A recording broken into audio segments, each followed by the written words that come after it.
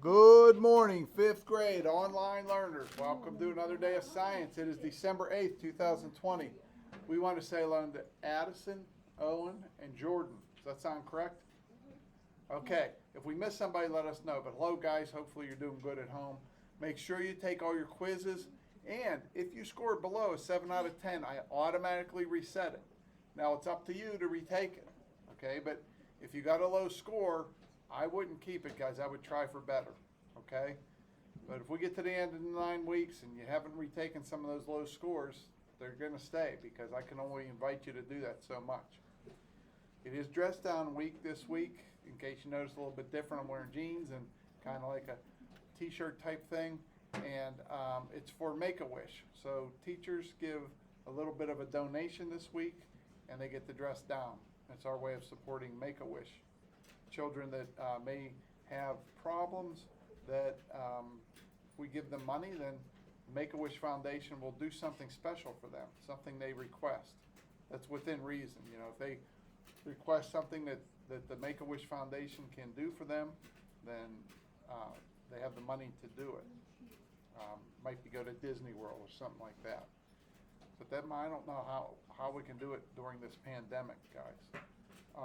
The good news is there seems to be a vaccine on the horizon, and it seems like they'll be putting that out there very soon. So let's hope that we can be back to normal very, very soon, either spring or summertime. Brooke. When I was watching the news, I heard that they're using dry ice to keep the vaccine cold. Okay, yeah, one version of the vaccine has to stay very, very, very cold, so they might be using something like dry ice to keep it that cold. But I was telling my son many years ago, and I probably mentioned to you guys, there was a disease called polio, or I don't know if disease is the correct terminology. Caroline. We learned about a person who had polio in reading, and she couldn't walk. Yes. Kind of paralyzed her legs.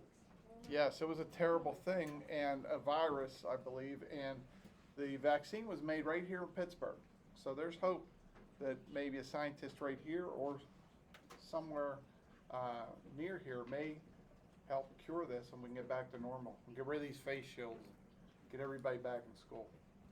Okay, but today we're going to talk about Earth's resources, and then if we have time at the end of class, we can talk a little bit more about what's on your minds and stuff like that.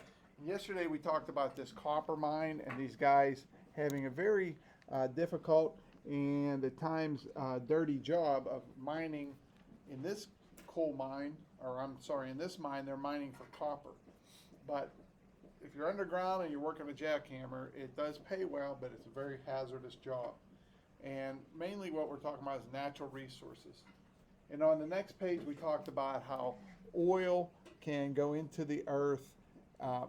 Dead plants and animals go into the earth, and with heat and pressure, they turn into oil, but it takes millions of years. And on the next page, we talked about renewable resources. And the example they give on this page is cutting down trees and making lumber. Somebody said, where does lumber come from yesterday? It comes from trees. Okay? And they are renewable resources that we talk about on this page. Farm crops and animals are examples, so are oxygen and fresh water. Windmills have been used for hundreds of years to move water and to grind grain. Today, wind farms use rows of wind turbines to power electric generators. That's a little bit from that paragraph on C76. Solar is energy from the sun, and it's called solar energy. Solar panels can collect sunlight and convert it to thermal energy. The energy can be used to heat homes. All right, and also solar cells can be used to power calculators, electronic road signs. If you're ever driving down the road and you see a road sign and it lights up, there might be a square panel right next to it.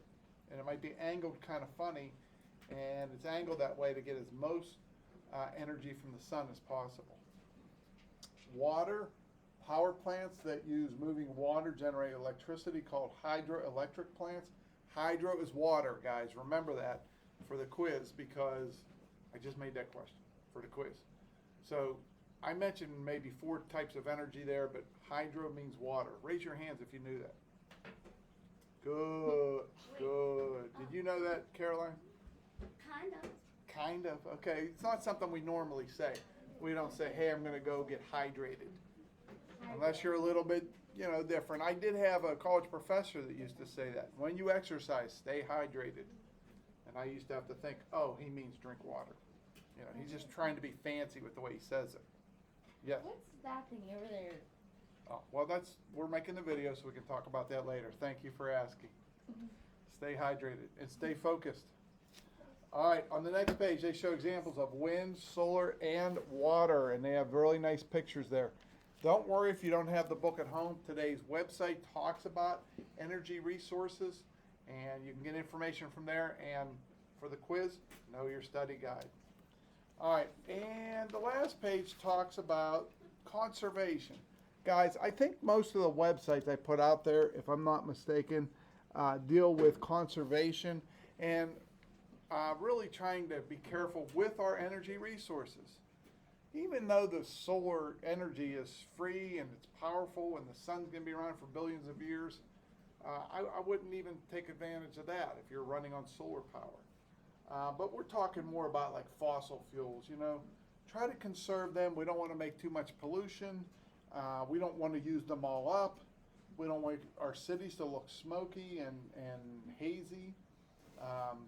They even give an example in here, the cost of gasoline, guys. Gasoline, in the 1960s, people really didn't care about the cost of gasoline because it was probably around 15 cents a gallon. Now it's over $2. I think I just passed it today. It was like $2.35 a gallon. I've seen it as low as $2.15 a gallon. But there's times when it's close to $4 a gallon. Imagine if it was only 15 cents. I mean, cars used to regularly get 8 miles to a gallon in the 1960s. That was no big deal. Now you want a car that's getting in the 20s or maybe even 30s. Why keep spending all that money on gasoline? And why use so much gasoline if there's more fuel-efficient cars? Reese. My brother, he has his license. Oh, your brother, Ethan? No, What's his name? Paul. Okay, he has his license? And then he not for a bit, but he used up a lot of gas in my mom's car because he doesn't own a car. And my mom goes, hey, you're going to pay for gas then. And then he starts yelling at my mom hey, no, Guys, it's hard. When you first start driving, you want to go and you want to do so many things and you want to go places. And I have 2 children in my house now. Well, they're young adults and they both drive now. And, it's difficult because when you fill up your car with gasoline, it could cost more than $20, maybe more than $30. And it doesn't get you too far, maybe 300 miles, which is enough. If you're driving a lot, maybe you can do that in a week's time. So in my house, I ended up getting 1 gas card. Everybody uses it, and the end of the month I pay it off. But it's expensive. It's one of my bigger bills, guys. But without that, Reese, I was running into the same problem you guys had. If somebody filled up the tank, they'd say, don't you use that car. That gasoline costs a lot of money. So I just turned it into a monthly bill at my house. And unfortunately, it can be a large bill sometimes.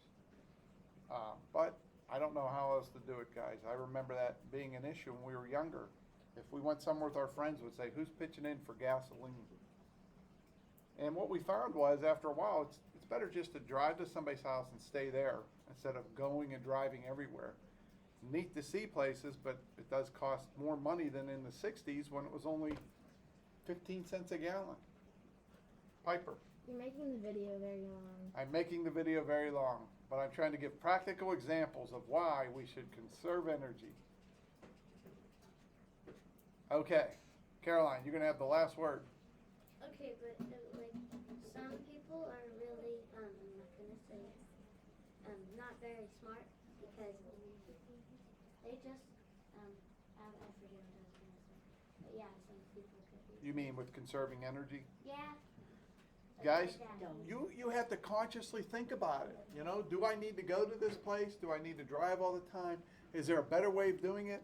My neighbor, PJ, who happens to announce for the football games whenever we used to go to football games at the Penn Trafford Stadium. He's the voice of the Warriors. He just bought an electric bike. So he can pedal when he wants, and then he can flip a switch and go up hills if he wants. You told them. I told you guys that? Did I tell you I was also thinking about getting one? Yeah. You may see me on a road near you someday. You said you're gonna drive to school. Saving energy. Yes. All right. Okay, online learners, remember to do your journal entry. Remember there's a quiz at the end of the week. Remember if you didn't do well in last week's quiz, retake it. I'm giving you that opportunity. I automatically reset anything lower than 7 out of 10. I